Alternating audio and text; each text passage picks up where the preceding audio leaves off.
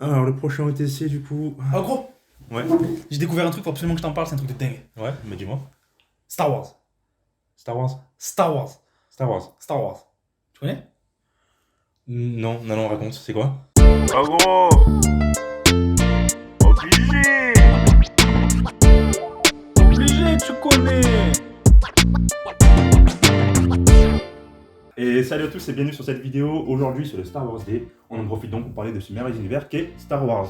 Si tu connais pas, tu ne connais pas, créé par George Lucas en 77. Qui ne connaît pas Star Wars? Tu ne connais pas Star Wars? Vous connaissez pas Star Wars?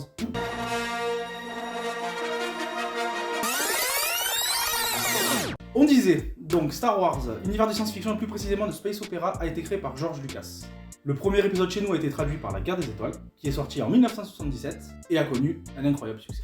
Il révolutionne à l'époque les effets spéciaux au cinéma. S'en suivra en 1980 la sortie du deuxième opus, L'Empire contre-attaque, qui est considéré par de nombreux fans comme le meilleur de la saga, et en 1983, le retour du Jedi, qui conclura la trilogie. Alors, en fait, c'est pas si simple. En fait, le 1 c'est le 4, le 2 c'est le 5, le 3 c'est le 6, et du coup, le 4 c'est le 1, le 5 c'est le 2, et le 6 c'est le 3. Ouais, c'est le bordel selon ta génération. Est-ce qu'il y a des mots croisés dans ce truc? Papa, viens aller voir le dernier Star Wars au cinéma. Il le rediffuse? Star Wars, quel film! Oui, trop bien, les combats de sabre laser, Les batailles de vaisseaux! la force. Et le meilleur méchant de l'histoire des films! Oui, Dark Maul, il est trop cool. Darky! Mais Dark Maul, c'est le méchant. Mais non, le méchant c'est Dark Vador, le premier! Darky. Darky! Darky! Va dans ta chambre! Pourquoi? Va dans ta chambre! Oh. Pardonne-le, il est jeune, il peut pas comprendre. Vous l'aurez compris, en 99 sur une nouvelle trilogie qui donne une prélogie avec le 1, 2 et 3 qu'on connaît aujourd'hui. Effectivement, les événements se passent 30 ans avant le 4, le nouvel espoir, et on y suit l'enfance d'Anakin Skywalker jusqu'à qu'il devienne Dark Vador. Spoiler là. Oui, pardon, spoiler, mais tu as 44 ans de retard, mon gars, d'accord? Hein? Petit con. Kylo Ren, c'est le méchant de Star Wars, n'est plus stylé. Oh, je suis Nicky, m'a énervé. Le lycée, on se retrouve 30 ans dans cette galaxie lointaine. Très lointaine. On va suivre l'enfance d'Anakin qui se démarque grâce à sa connexion unique avec la Force, jusqu'à sa chute dans le côté obscur où il devient Dark Vador. Et ça passe des choses en 30 ans, notamment ce qui nous mène à l'heure d'aujourd'hui, Clone Wars.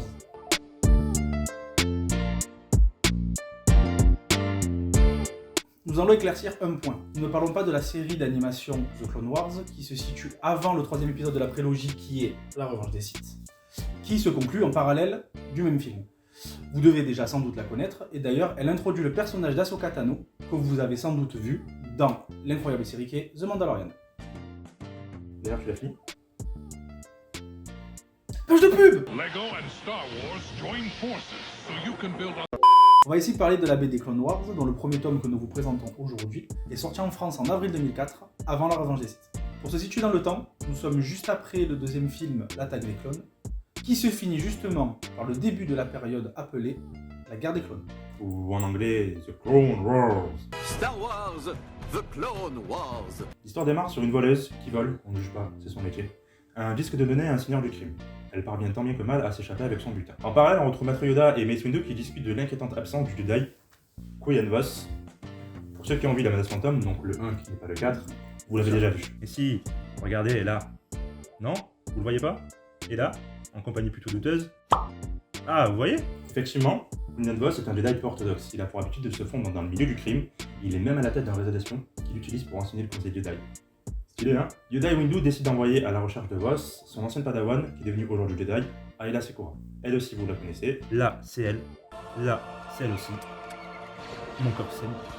Putain d'ordre 66. Aayla décrypte le disque de données et découvre un ordre du comte Dooku. Celui-ci compte attaquer la planète Kamino, où se situe le centre de création et de développement de l'armée clone, armée de la République, dont les généraux sont des Jedi. Elle le retrouve sur Laru, une station spatiale, où Voss est à la recherche de la fameuse voleuse qui en fait travaille pour lui et se nomme Kalin. Quelque chose à dire? Le conseil décide d'y envoyer un Jedi et son padawan, Obi-Wan Kenobi et Anakin Skywalker, afin de défendre l'usine contre l'assaut des séparatistes. On va y découvrir leur relation avec un type de clone différent des autres soldats vus jusqu'à présent, les ARC clones.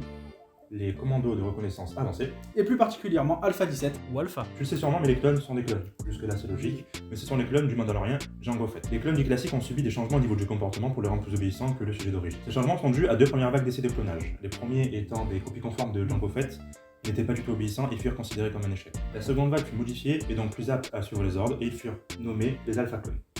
Jango Fett se chargea personnellement de leur entraînement. Ils devinrent donc l'élite de l'armée clone. Cependant, ils étaient toujours trop indépendants et furent placés en sommeil. Revenons-en à la défense de Kamino. Le premier ministre Kaminoan informa la Jedi Shakti de l'existence des Arclons et suggéra de les libérer. À peine équipés, Alpha 17 et deux autres Arcs sauvèrent une petite section de jeunes clones face aux droïdes. Plus tard, Alpha 17, seul face à deux droïdes de casse, fut sauvé par Shakti, qui le seront ensuite par Obi-Wan et Anakin. Ce fut le premier contact entre nos deux héros et cet arc clone. Alpha 17 se démarquait des autres clones de base avec lesquels les Jedi avaient déjà pu combattre. Ses manières brusques et son manque de tact les choquèrent un peu, Anakin le trouvant même impoli. Ne manquant pas de répartie, ce dernier lui dit qu'il le trouvait bien suffisant pour quelqu'un qui était sur le point de perdre la guerre, notamment à perdre du temps à discuter plutôt que d'avancer. Le gars est vénère, clairement. Pour la petite histoire, ceux qui connaissent Rex de la série animée Clone Wars, à la base, c'était censé être Alpha, sauf que George Lucas changea d'idée pour éviter d'avoir une A-Team, avec Anakin, Alpha, RDD2 et Ahsoka. Parce que oui, RDD2 ça commence par un R, mais ça se dit comme ça. Alpha était bien au-dessus des autres clones. Lui, Obi-Wan et Anakin partirent souvent en mission. D'ailleurs, Anakin, donc le Padawan, et Alpha sympathisèrent et Anakin sut attendre le. Tu veux la suite ? Bah faut la lire mon garçon. Et ouais, mec.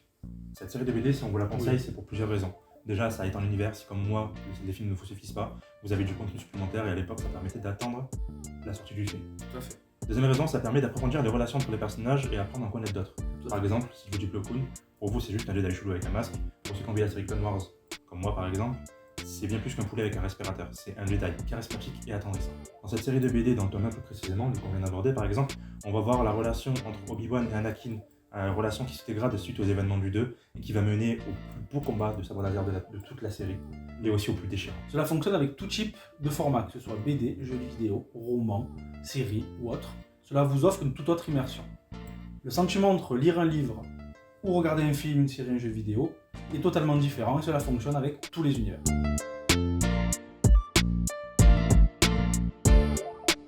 Et voilà, c'est tout pour aujourd'hui. J'espère que la vidéo vous aura plu. N'hésitez pas à mettre un pouce bleu, partager la vidéo et dites-nous en commentaire quelle œuvre vous voudriez que l'on traite pour la prochaine fois. On se revoit dans 2 semaines pour le prochain OTC. Ouais. Et en attendant, vu qu'on compte déjà, tu peux regarder les autres vidéos de la chaîne. N'hésite pas à jeter un coup d'œil. La bise. And May the force be with you. On va arrêter quand même. Ouais, c'est rigolo. Qui le c'est le meilleur machin de Star Wars, j'aurais dû regarder là-bas, c'est pour ça que tu me racontes ça. Putain. Je me suis dit pourquoi il me bloque comme ça, et il est con. Si la vidéo vous aura plu, n'hésitez pas à mettre un pouce bleu, à partager la vidéo et à nous dire...